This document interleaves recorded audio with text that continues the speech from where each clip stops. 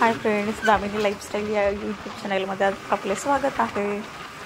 आपल्याकडे विजय jewellery shop असल्यामुळे मी जात होते मार्केटला. मला माल आणायला जायचं होतं, तर मी माझ्या गाडीने माल आणायसाठी गेले. त्यानंतर खूप अशी गर्दी होती, कारण नागपूरला सिग्नल असल्यामुळे खूप अशी गर्दी राहत असते. आणि त्यामध्ये पुन्हा रस्त्याचं काम चालू होतं. त्यामध्ये रस्त्याचं काम असल्यामुळे खूप अशी गर्दीच होती. त्यामुळे थोडं हळूहळू गाडी चालवावं लागत होतं. त्यानंतर पटापट मी गेले मार्केटला माझ्या दुकानापासून लागतो अर्धा तास जायला. माझं शॉप आहे मनीष नगरकडे आणि गांधीबागकडे मार्केटला जावं लागतं. मग हे इथे दुकान आहे. इकडे फ्लावर्सवाले असे दुकानं आहे किंवा इलेक्ट्रिकवाले दुकानं आहेत, होलसेलवाले. त्यानंतर हे बघा, मी ज्या दुकानामध्ये सामान घेते ते हे दुकान आहे. इथून मग मी काही अर्धं सामान घेतलं. क्लचर हे ते सगळं मिळतं इथे अर्धं सामान घेतलं मी. हे बघा, खूप असं भरभरून सामान आहे.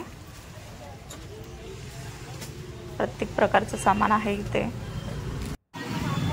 त्यानंतर मी गेले दुसऱ्या दुकानामध्ये, हे राऊतच्या गल्लीमध्ये. इथेही असे खूप सारे दुकानं आहेत होलसेल गांधीबागला नागपूरमध्ये. नंतर ही आहे राऊतची गल्ली. त्याच्या भरपूर सामान मिळतं. आता इथे मी गाडी ठेवली आणि इथून पायी जावं लागतं, कारण तिथे खूप गर्दी असते. त्यामुळे इथनं गेली मी पायी.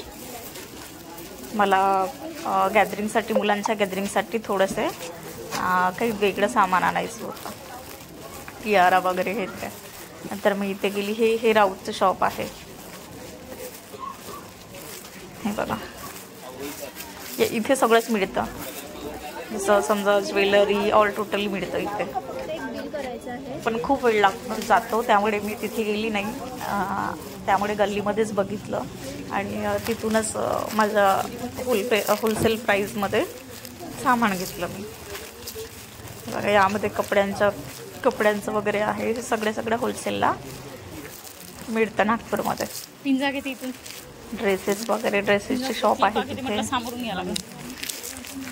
ज्वेलरी आहे इथे. ज्वेलरी दिसत असेल तुम्हाला. खूप अशी गर्दी असते तिथे गांधीबागमध्ये. खूपच लोक असे ज्वेलरी घेत असतात. त्यानंतर मग मी निघले, मग जायला लागले. त्यानंतर खूप अशी गर्दी होती तिथे जाताना पण.